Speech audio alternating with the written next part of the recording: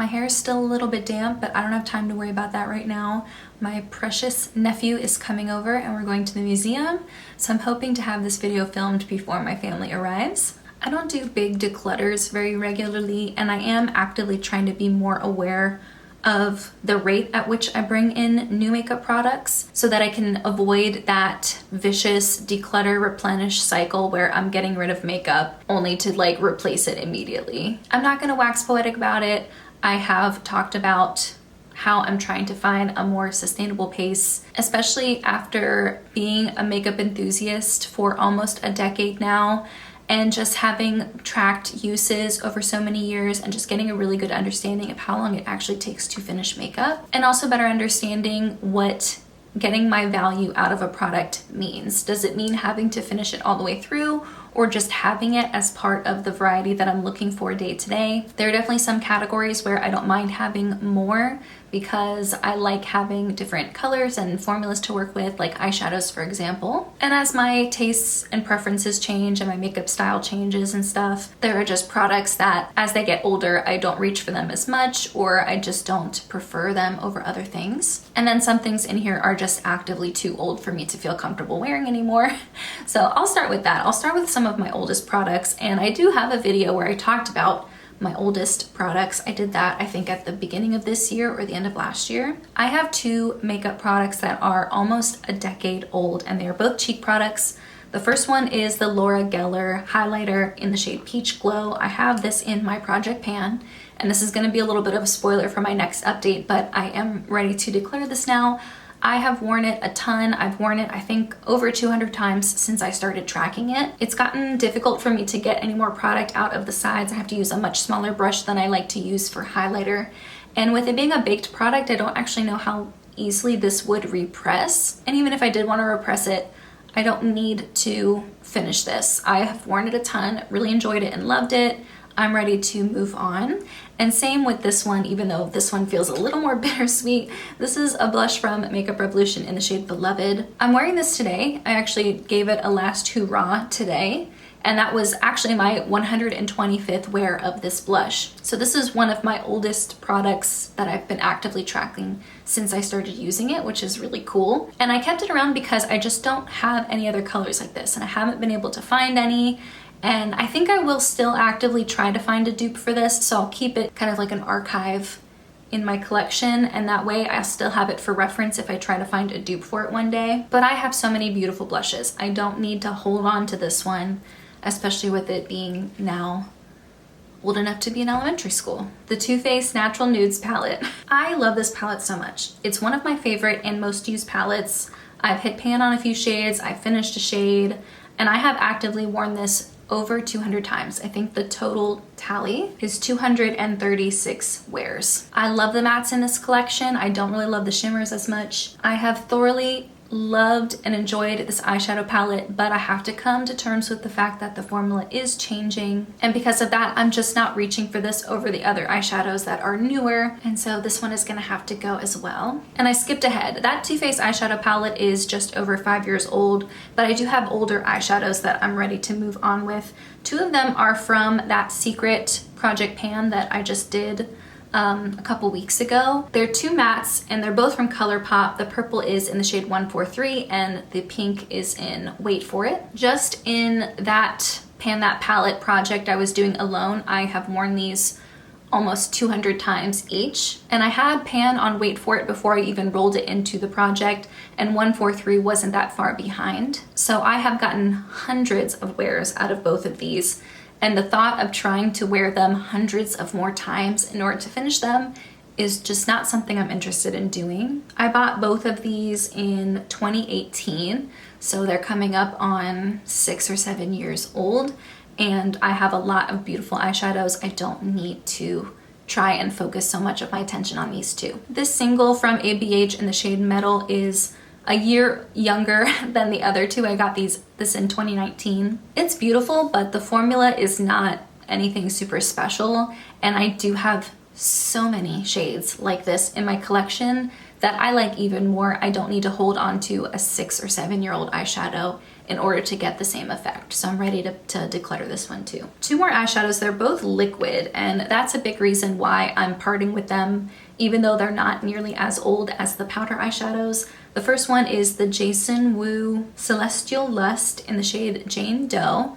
Beautiful gold color. And then this other one is from Surratt, and it's the Souffle eyeshadow in the shade Gris Dew, which is kind of like a bronzy color with a gold shift. They're both beautiful, but they're both liquid eyeshadows, and I think they're coming up on 2 years old now, and I don't reach for them nearly enough, and I'm reaching for them less and less because of how old they are. I just don't feel comfortable putting products like that on my eyes anymore. I am not like a liquid eyeshadow person. I'm not a eyeshadow stick person either. I prefer working with powder eyeshadows. So when it comes to saying whether or not these are like good quality or great, I really don't know. I think they were fine, but I'm not used to wearing liquid eyeshadows, so I never really felt like I was applying them in like the best way, even though I did try multiple ways, like just my finger or using a brush. I did wear both of these quite a few times, so I feel like I enjoyed them while I had them, but I don't need to hold on to them. This next one I'm decluttering for a similar reason, and that's this e.l.f. SPF lip gloss. It's the Sun Boss Gloss with a broad spectrum SPF of 25,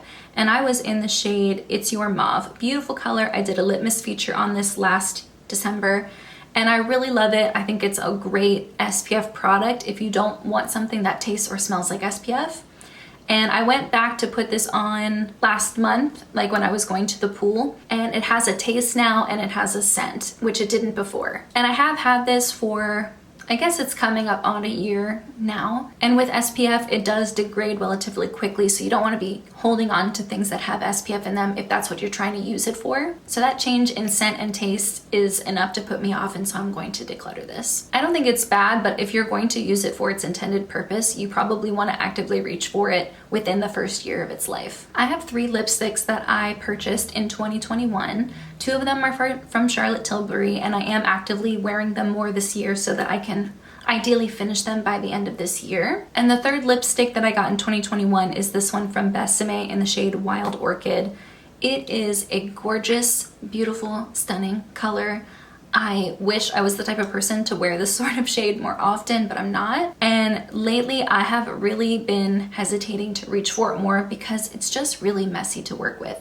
It's incredibly pigmented. I'm not even gonna swatch it on the back of my hand because it will stain, and it does stain very easily. And with it being that like square shaped tip, I have trouble applying it. And then if I get it even close to outside of my lip line, it's going to stain like that and then make my lips look misshapen all day. I have other stains like the Sacheu ones and the Wonderskin ones that I wear, so it's not the stain part that I'm afraid of. It's just how intense it is and how it feels so permanent. I think for me this was sort of a fantasy self-purchase where I thought I would wear something like this more often than I do. I just don't prefer wearing these sorts of colors, and with it being so finicky. And then not even to mention when you actually have it on, if you like touch anything with your lips, it's going to get everywhere, all over the place. That's not the lipstick's fault. It's really me. This is just not the type of color or formula that I'm going for. So I am gonna declutter this one, sadly. It's beautiful, beautiful packaging. This one's sad, but I'm gonna focus on the other 2 older lipsticks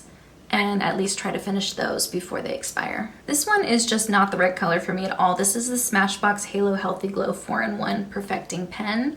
And I got this in PR, but I got shades that just don't work for me at all. This is L20. It's just way too dark. And I thought, okay, I'll keep it and then use it as like a foundation mixer. And that way, if I get a little bit of a tan, I'll have something to mix it. The thing with this shade though is it's so incredibly warm that it pulls orange on me. I don't think it would pull orange on someone who matches this color. I think it's just my undertones that it doesn't work for.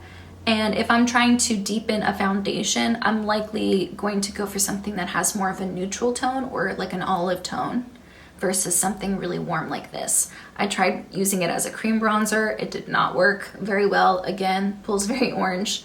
So I did try to find other ways to enjoy it, and I just haven't been able to. So I am going to declutter this one. And then the very last one, I'm not necessarily decluttering it, I'm just recategorizing it. There's this blush from the Natasha Denona Love Glow Cheek Palette.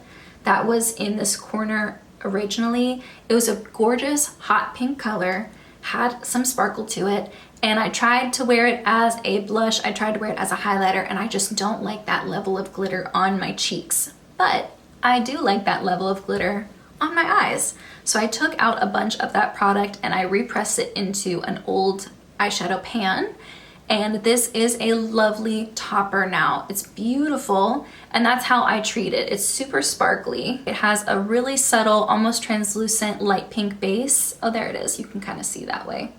And then a beautiful sparkly light gold shift. I'm going to enjoy this so much more as an eyeshadow than I would as a blush. And then when I open this palette, I can focus on the other two beautiful blushes that I have in this palette. So I'm not necessarily decluttering it, I'm just using it as a different type of product than it was originally intended. So that was everything. I feel very at peace with the products that I'm choosing to declutter. Not having them sitting around in my collection, not seeing them when I open my drawers, is just gonna make me feel more motivated and more excited to reach for the other beautiful things I have in my collection. You'll notice that over the years, my declutters have shrunk, meaning I'm doing fewer declutter videos at all, and then when I am doing them, I don't have nearly as many products that I'm decluttering. I think that's a really positive trend for me. I think that's good.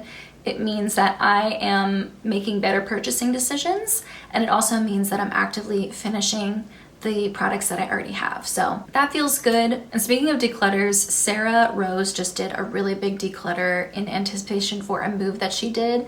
And I think it's like an hour long, and I have loved it, and I'm gonna go watch it again probably at some point this weekend. I love watching declutters, I just do. So if you know anyone who's doing like a declutter series right now or something like that, please let me know. I think my family will be here shortly, so I'm going to hurry up and go get dressed. And that is everything I have for today. I hope you have a wonderful day, and I'll see you in my next video.